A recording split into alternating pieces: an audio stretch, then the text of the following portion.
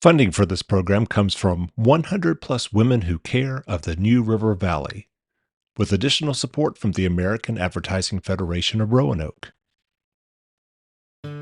They're not the rich and famous. Their profit comes not from the thing they sell, but the good they do. Our nation has more than 1.5 million nonprofit organizations that employ 1 out of 10 Americans, providing services that otherwise go unfulfilled, and keeping our communities connected when all else fails. But nonprofits often lack the tools to properly promote themselves, to inspire more donors and volunteers and clients to their cause. That's where I come in. I've been in the nonprofit world for 25 years. I connect nonprofits with marketing professionals who donate their time and expertise so that, at the end of the day, these life-giving organizations can do more, do better, by creating more, that's right, buzz.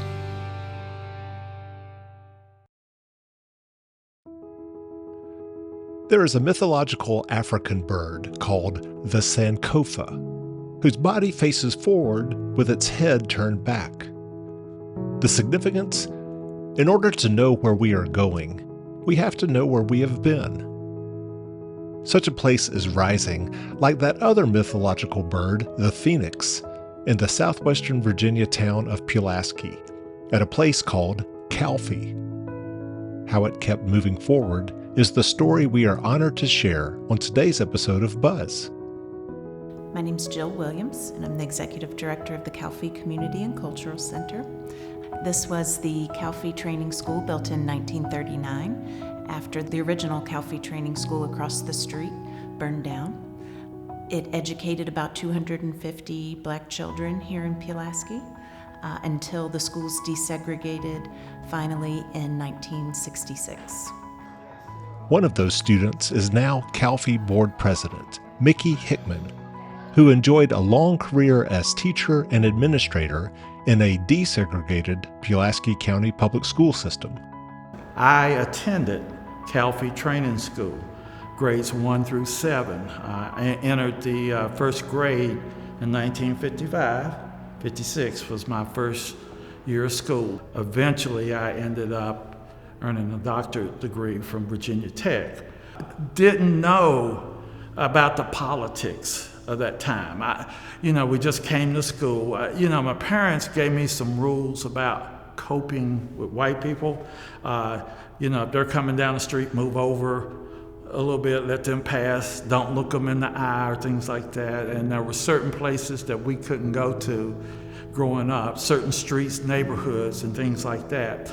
But I did not know what that was all about. I just was growing up, and my neighborhood was an all-black neighborhood.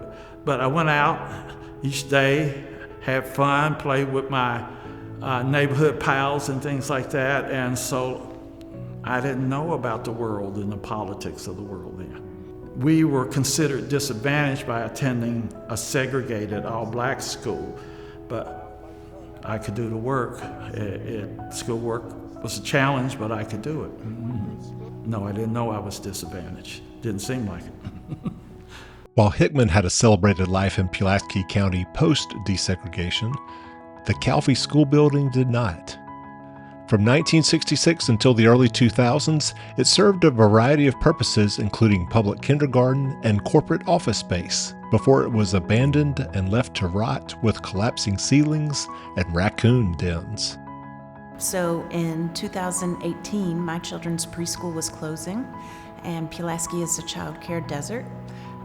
But one thing in Pulaski that we have plenty of are empty buildings.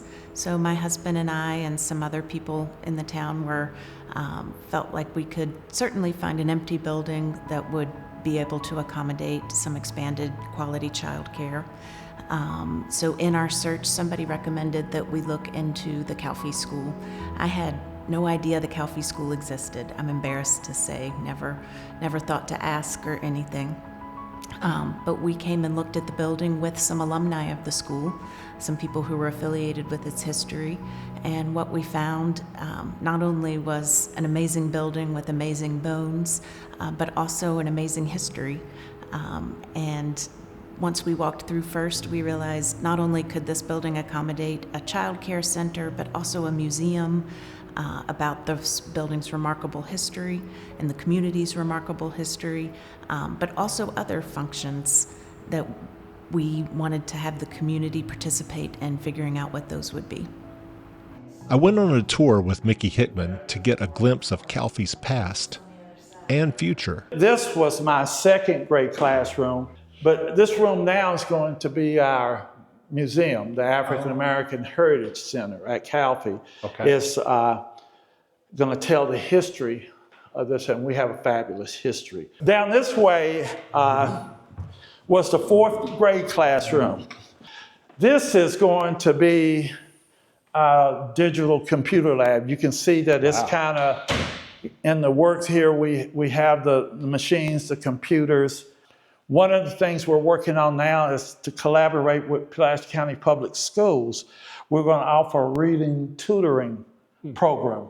During the earlier hours, we're going to have other types of program for adults and things like that, certification programming. We've talked with employers about what they need, and so there will be the possibility for adults to earn certification and different things and all, and go through the programming and things here. This hallway is the Harmon Learning Child Care Center. Okay. We have 3 classrooms underway.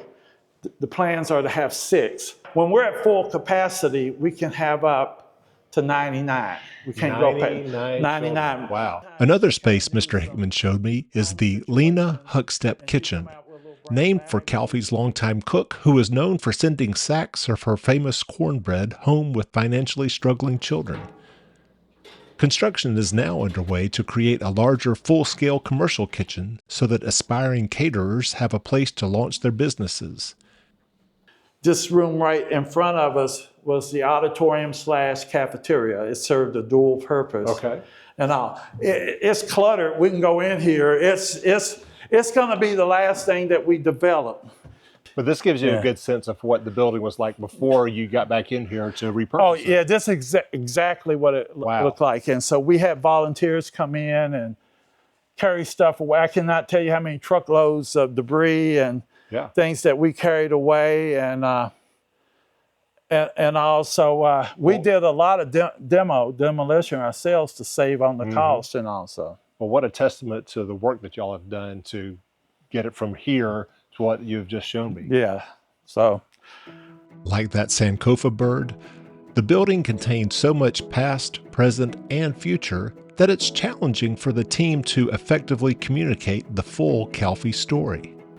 I think we're being somewhat successful in helping people in the community understand the different programs that we offer, but we really need some way to help people understand the cohesive story of what we're doing here. And so we really need some piece that tells that whole story, a map or a graphic that explains the entirety of what we're doing here at the Calfee Community and Cultural Center. When it comes to creating beautiful print pieces, I had to look no further than my good friends at Wordsprint, a full-service marketing agency headquartered in nearby Blacksburg. I'm blown away. What surprises me the most is I never knew about this place. And I have roots in the area. My family's from Drapers Valley. I never knew about the Calfee Center. So I was completely shocked and impressed. I mean, what Jill and the others have done here is amazing. So we're really looking forward to this. This is going to be a good project for us. So, yeah. Doable? Doable.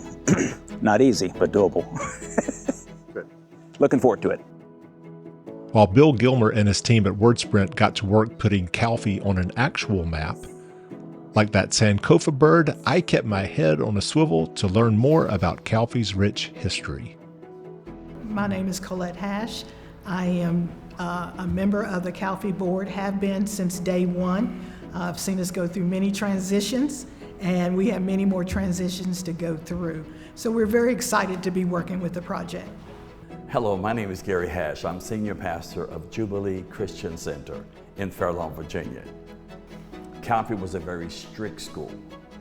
I cannot improve upon the statement that was made by our president, Dr. Mickey Hickman. He made the statement one time and it was perfect. I can't improve upon it. He said, we were not rescued from an inferior educational experience. Calfee, I often jokingly refer to as Calfee University.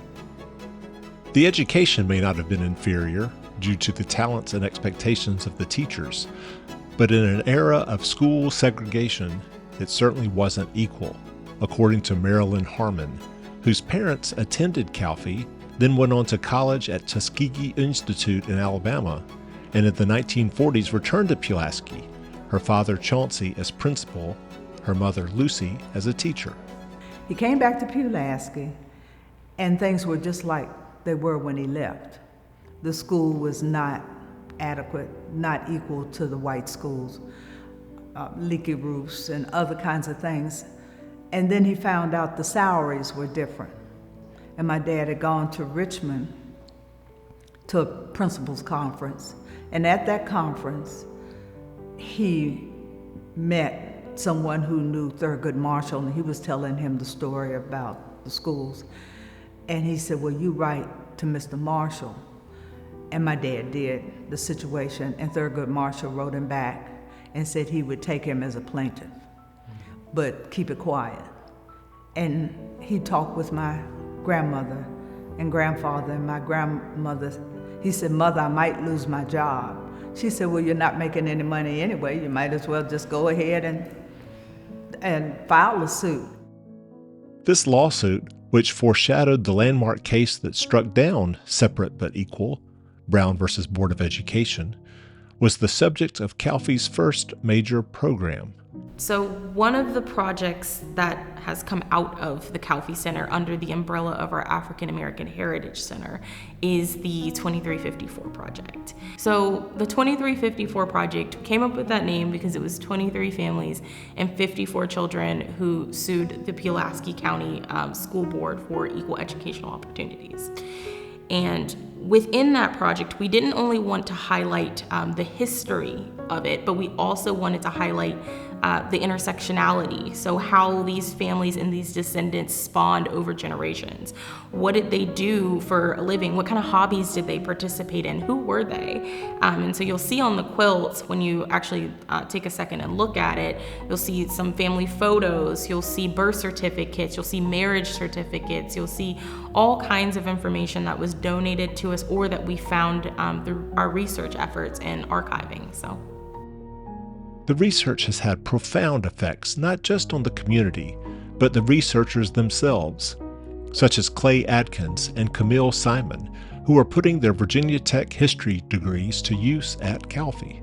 So as a lifelong Virginia resident, but not someone who's from Southwest Virginia, this history was really never taught to me in school in Northern Virginia, and so I feel like a sense of duty to kind of bring out these stories that have been neglected for so long, and because they do inform the ability I have to be in the position I am as a graduate student here in Southwest Virginia. And so I think it's very crucial to make sure that this history is preserved, that these stories are showcased, so that people can kind of get the bigger picture of where we are. Like, I'm just one part of this timeline, but it spans back and even further to like education of African Americans during enslavement, for example. That's something I'm passionate about learning about while I'm in my grad program, and then kind of seeing how that takes place maybe all the way up until where I am now. We should care about this history because it's who we are. I may not live in this community, but it's who we are as Americans individually and collectively. It can teach us lessons not only about the past, but it'll teach us lessons about the current and maybe how to move forward, I think is why we should care about the history that happened here at the Calfee Training School. And another reason I think people should care about the Calfee Training School and the history, the lived experiences that, you know, people encountered here is because this history is often not taught in high school or middle school, and it's a history that needs to be, more widely accessible, I think.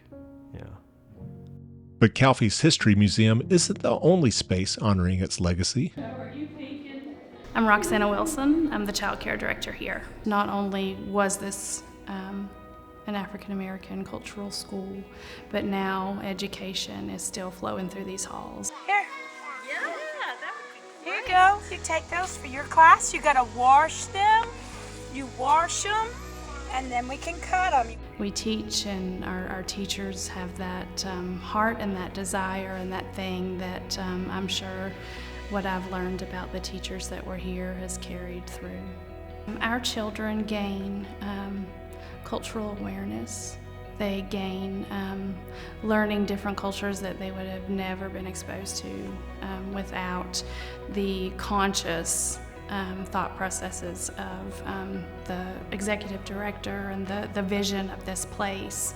We have education from birth to 5, and those kids are going to learn about the education that happened long before they ever walked through these halls.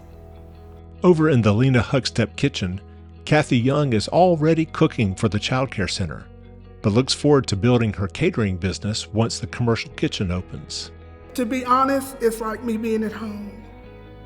It's like some people, when you have a job, it's like, well, I gotta go to work, but I don't feel that way. So I get up and get dressed and come on to work. It's like once I get in here, I'm in a different place. It's not a bad way at all. It's just like I was teasing them, if I had a TV, I'd be right at home, because that's how much I care about being here, and I want things to be right for the kids, because things are hard now and tough, and just so much bad stuff going on. So I think it's a comforting place to me. Meanwhile, Jesse Rodales-Perdamo is making plans to better feed Pulaski's low-income population through a pay-as-you-can cafe, in the footsteps of the kitchen's namesake. Well, Lena Huckstep was so integral to making sure that the students, every student had a meal, had something to eat that was filling. And she's very famous for her cornbread, so the hope would also be to put cornbread on the menu for brunch. And just having her legacy of being able to cook beautiful food and make sure that that was available to every student and every staff member. It's the same idea. It's just continuing community and just touching everyone by their stomach, but still touching everyone. With all of this talk of past and future, it of course makes sense that the Calfee Center now features a Sankofa trail. We're partnering with the New River Conservancy and the Friends of Peak Creek on this Sankofa trail. It will eventually go all the way over to Tract Fork, which is a creek that makes up the western side of our property. Okay. And so we're working with them to try to give more people access to nature, and as well as to clean up the waterway. This area, this creek runs eventually into the New River. Okay. So we're all connected. Yeah. And so they planted the trees and they donated the trees and... They planted the trees, donated them, and then we're working together to raise money to restore the stream bank. Beautiful. There. Perhaps the lesson of the Sankofa is most poignantly expressed through Calfee's leadership. Its board is a blend of Black alumni who have been associated with the building since childhood, along with white Pulaskians still learning about the cause, all led by Jill Williams. For the longest time, she was the acting executive director, and we got to the point where we decided we would hire a full-time executive director.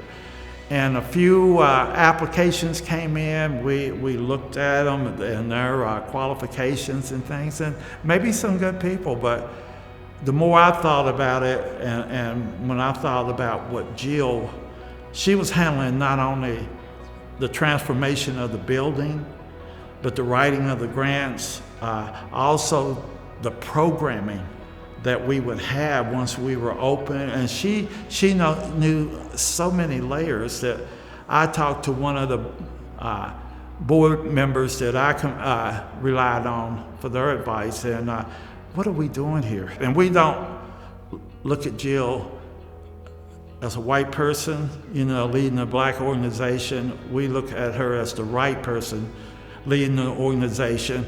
And and she's talented, very, very intelligent, very talented. And I like having conversations with her.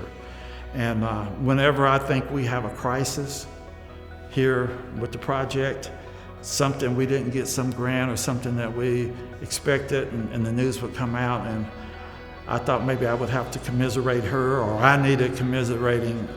She's already on the plan B, the next plan, and things, and that's happened so many times that I'm just comforted that she has a tentative solution for the current problem.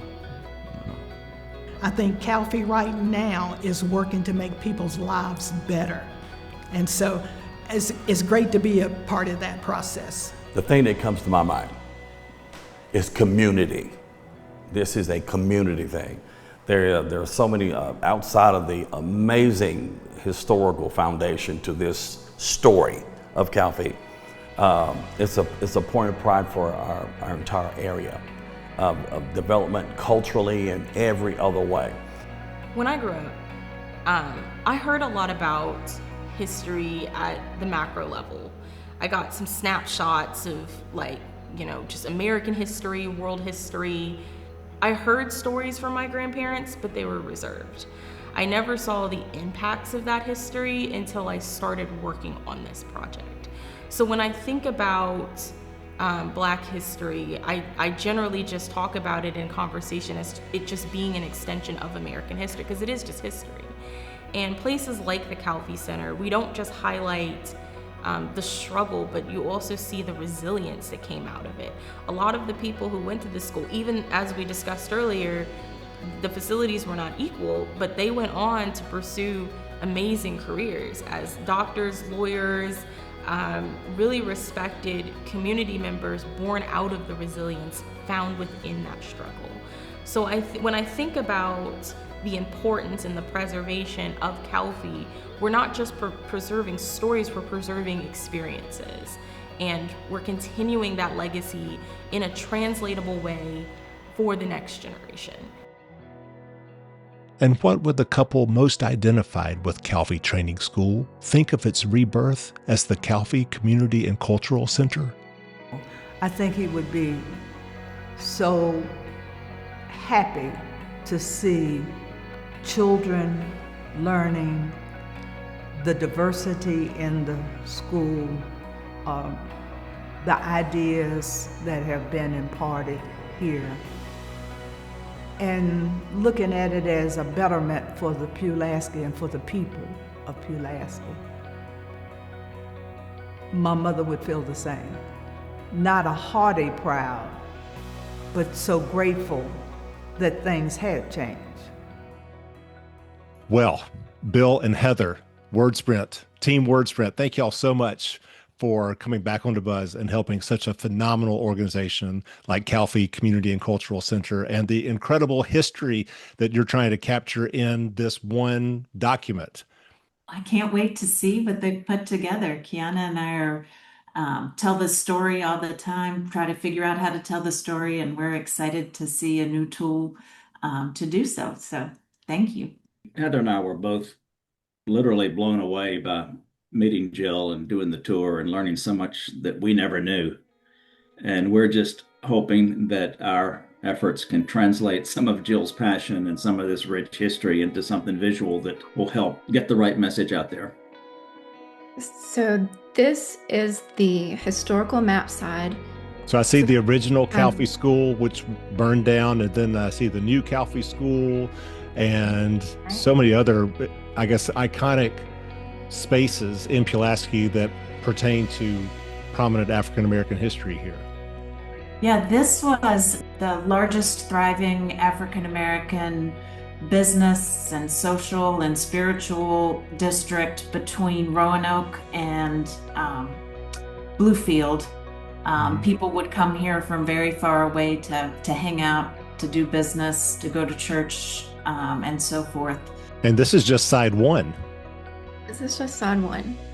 On the other side, and this other side is still a work in progress. So I took the layouts and all the images, floor plans that I could find. I was able to create some sort of floor plan, and I know it's probably not perfect and exact, but this is just to show you kind of what I was going after.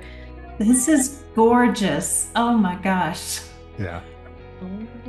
I love, because right now the event hall and stage has not been renovated whatsoever. So we show that earlier in the episode, but to actually see what it can look like with this rendering, I think is going to really help you guys with your fundraising. Even I get chill bumps looking at this, and I'm in this building and walk it every single day. So I think we can put this on our website, both of them on our website. The historical side, that we can make a large sign of that and put it outside, like in the middle of the district with QR codes, and we can make a walking tour with audio entries because we've done interviews with people, or oral history interviews with so many people talking about each of these locations. Heather, I'm impressed. I mean, I work with you every day, but you never cease to amaze me with how you can translate thought and passion into graphics. It's thousands of dollars worth of graphic design time. I can say we've spent several $1,000s for people working on our museum project, and I don't think they even have come to the level of understanding or research, doing the deep research that Heather has. So if you ever want to work, I don't know that we can afford you, but if you ever want to volunteer with our research team, we would be happy for you to, Heather.